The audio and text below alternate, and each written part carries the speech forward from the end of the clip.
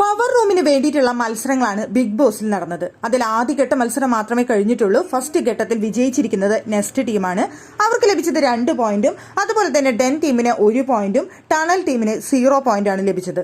Tunnel ടീമാണ് ആദ്യം പുറത്തായ ടീം. ആ ടണൽ ടീം ആയിരുന്നു പിന്നീട് വന്ന നെക്സ്റ്റ് ലെവലിൽ വന്ന ഗെയിമിലെ അവിടെ ജഡ്ജസ് ആയിട്ട് ഇരുന്നത്. അത് ടണൽ ടീമിൽ ഉണ്ടായിരുന്ന ആൾക്കാർ എന്ന് പറയുന്നത് ജാസ്മിനും റസ്മിൻ ബായും അതുപോലെ തന്നെ ജിൻഡോയും രതീഷും ആയിരുന്നു. പക്ഷേ ജഡ്ജസിന്റെ ഇടയിൽ വലിയൊരു വഴക്കുണ്ടാവുന്നത് നമ്മൾ കണ്ടു. ജഡ്ജസിന്റെ ഇടയിൽ ഏത് ടീമാണ് വിജയിച്ചത് എന്ന് പറയുന്ന കാര്യത്തിൽ ബാക്കി 3 അംഗങ്ങളും ഒരുമിച്ച് നെക്സ്റ്റ് ടീം എന്ന് പറഞ്ഞപ്പോൾ അവിടെ രതീഷ് പറഞ്ഞത് ഡെൻ ടീമാണ് വിജയിച്ചത്, എനിക്ക് ഡെൻ ടീമിനെ കൊടുക്കണമെന്നായിരുന്നു അവിടെ റീസൺ പറഞ്ഞത്.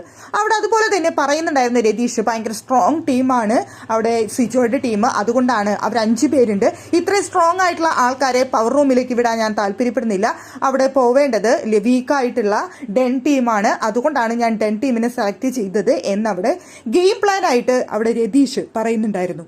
പക്ഷേ അതിനുശേഷം അവിടെ ജാസ്മിന്റെ ഗെയിം പ്ലാൻ പറയുന്നുണ്ട്, അർജുന്റെ ഗെയിം പ്ലാൻ പറയുന്നുണ്ട്, അതുപോലെ തന്നെ റോക്കിയുടെ ഗെയിം പ്ലാനും അവിടെ പറയുന്നുണ്ടായിരുന്നു. അവിടെ ഫസ്റ്റ് നമുക്ക് പറയാം, അർജുൻ അവിടെ റോക്കി ആയിട്ടിരുന്ന് സംസാരിക്കുകയാണ്. ആ സമയത്ത് അവിടെ അർജുൻ പറയാണ്, ഞാനായിരുന്നു ജഡ്ജിന്റെ സ്ഥാനത്തെങ്കിൽ നിങ്ങളുടെ ടീമിനെ, അതായത് ഡെൻ ടീമിനെയെ സെലക്ട് ചെയ്യുമായിരുന്നുള്ളൂ. കാരണം മറ്റൊന്നുമല്ല, നിങ്ങളുടെ ടീമിലുള്ള 4 മത്സരാർത്ഥികൾ എന്ന് പറയുന്നത് അപ്സര ആയിക്കോട്ടെ, അവിടെ ഈ പറയുന്ന നമ്മുടെ റോക്കി ആയിക്കോട്ടെ, ഈ പറയുന്ന നമ്മുടെ അൻസിബി ആയിക്കോട്ടെ, ഇവരെല്ലാവരും തന്നെ ഈ മറ്റുള്ള മത്സരാർത്ഥികളുമായിട്ട് അവിടെ ഒരു ചെറിയ ഇഷ്യൂ ഉണ്ടായിട്ടുണ്ടായിരുന്നു, ക്രിയേറ്റ് ആയിട്ടുണ്ടായിരുന്നു. എല്ലാവർക്കും ഉള്ളിൽ ഭയങ്കര ദേഷ്യവും വിഷമൊക്കെ ഉണ്ട്. അപ്പൊ അങ്ങനെയുള്ള ആൾക്കാർ അവിടെ പവർ റൂമിലേക്ക് വന്നു കഴിഞ്ഞാൽ പവർ റൂമിൽ എത്തുമ്പോൾ അവർ പവർ പ്രയോഗിക്കുകയും മറ്റുള്ള മത്സരാർത്ഥികളുമായിട്ട് ആ ഗ്രഡ്ജ് സൂക്ഷിച്ചുകൊണ്ട് അവിടെ മത്സരം നടക്കുകയും ചെയ്യും. അപ്പോൾ അവിടെ നല്ലൊരു വഴക്ക് കാണാനായിട്ട് സാധിക്കായിരുന്നു. എനിക്കത് നോക്കി നിന്ന് കാണാമായിരുന്നു അവിടെ എന്ത് നടക്കുമെന്നുള്ളത്. ഈ സൈലന്റ് ആയിരിക്കുന്ന ആൾക്കാർ തമ്മിലുള്ള വഴക്ക് കാണാനായിട്ട് സാധിക്കായിരുന്നു.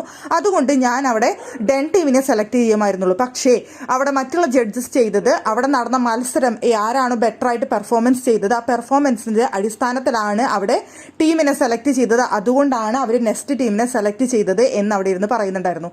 ഇതേ അഭിപ്രായം തന്നെയായിരുന്നു അവിടെ ഉണ്ടായിരുന്ന നമ്മുടെ റോക്കിയും സംസാരിക്കുന്നുണ്ടായിരുന്നു. റോക്കിയും ഇത് ശരിവെക്കുന്നുണ്ടായിരുന്നു. പക്ഷേ അതേ സമയം അവിടെ ഇരുന്നു കൊണ്ട് ജാസ്മിന്റെ ഗെയിം പ്ലാൻ പറയുന്നുണ്ടായിരുന്നു. ഈ പറയുന്ന സിജോയുടെ ടീം ഭയങ്കര സ്ട്രോങ് ആണ്, നല്ല ടീമാണ് എന്നൊക്കെ എനിക്കറിയാം. പക്ഷേ അവിടെ സിജോ മാത്രമാണ് ഏറ്റവും സ്ട്രോങ് ആയിട്ടുള്ള കണ്ടസ്റ്റന്റ് എന്ന് പറയുന്നത്. അവിടെ സുരേഷ് ഏട്ടനായിക്കോട്ടെ, നൂറ ആയിക്കോട്ടെ, ശരണ്യ ആയിക്കോട്ടെ, ശ്രീതു ആയിക്കോട്ടെ, ബാക്കി എല്ലാവരും വീക്ക് കണ്ടസ്റ്റൻസ് ആണ്. അവിടെ സിജോ മാത്രമാണ് അവിടെ സ്ട്രോങ് ആയിട്ടുള്ളത്. സിജോക്ക് ഇത്തിരി മനസാക്ഷി ഉള്ള കൂട്ടത്തിലാണ്. അതുകൊണ്ട് സിജോ അവിടെ ഒരു പരിധി വരെ നമുക്ക് സഹിക്കാവുന്നതേ ഉള്ളൂ. പക്ഷേ ഇപ്പുറത്തെ സമയത്തേക്ക് വരുന്ന സമയത്ത് അവിടെ നമ്മുടെ ഡെൻ ടീമിൽ വരുന്ന സമയത്ത് ബാക്കിയുള്ള ഋഷി ആണെങ്കിലും അപ്സര ആണെങ്കിലും ഈ പറയുന്ന അൻസിബി ആണെങ്കിൽ പോലും ഇവിടെ അവർ ഇത്തിരി സ്ട്രോങ് അല്ലാതെ വീക്കാണ് എന്ന് പറഞ്ഞാൽ പോലും അവിടെ ഒരൊറ്റ ആളുണ്ട്, റോക്കി എന്ന് പറയുന്ന ഒരാൾ. ഇവർക്ക് 4 പേർക്ക് ഒപ്പം നിൽക്കാനായിട്ട് 4 പേരോട് കളിക്കേണ്ട കളി അവിടെ ഒറ്റയ്ക്ക് നിന്നുകൊണ്ട് അവിടെ റോക്കി കളിക്കുമെന്നുള്ള കാര്യം എനിക്ക് നല്ല ഷുവറാണ്. റോക്കിക്ക് അതിനുള്ള അവസരം ഞാൻ കൊടുക്കാൻ ഉദ്ദേശിക്കുന്നില്ല. കൂടാതെ തന്നെ റോക്കി അവിടെ എതിരെ വന്നു കഴിഞ്ഞാൽ അവിടെ രതീഷിന് സ്ക്രീൻ സ്പേസ് കിട്ടും. രതീഷിന് അവിടെ നെക്സ്റ്റ് വീക്കും സ്ക്രീൻ പ്രസൻസ് കൂടുതലായിരിക്കും. അതിന് വേണ്ടിയിട്ടാണ് രതീഷ് അവിടെ ഡെൻ ടീമിനെ സെലക്ട് ചെയ്തത്, റോക്കി വരുന്ന ടീമിനെ സെലക്ട് ചെയ്തത്. അങ്ങനെ ഒരു സ്ക്രീൻ സ്പേസ് രതീഷിനെ കൊടുക്കാൻ ഞാൻ താല്പര്യപ്പെടുന്നില്ല. അതുപോലെ തന്നെ റോക്കിക്കും കൊടുക്കാൻ ഞാൻ താല്പര്യപ്പെടുന്നില്ല. എനിക്ക് വ്യക്തമായ ഗെയിം പ്ലാനോട് കൂടി തന്നെയാണ് ഞാൻ അവിടെ സിജോന്റെ ടീമിനെ നെക്സ്റ്റ് ടീമിനെ സെലക്ട് ചെയ്തത് എന്നൊരു ഗെയിം പ്ലാൻ ജാസ്മിന് പറയുന്നുണ്ടായിരുന്നു. അപ്പോൾ 3 പേർക്ക് 3 തരത്തിലുള്ള വ്യത്യസ്തമായ ഗെയിം പ്ലാനുകൾ അവിടെ പറയുന്നുണ്ടായിരുന്നു.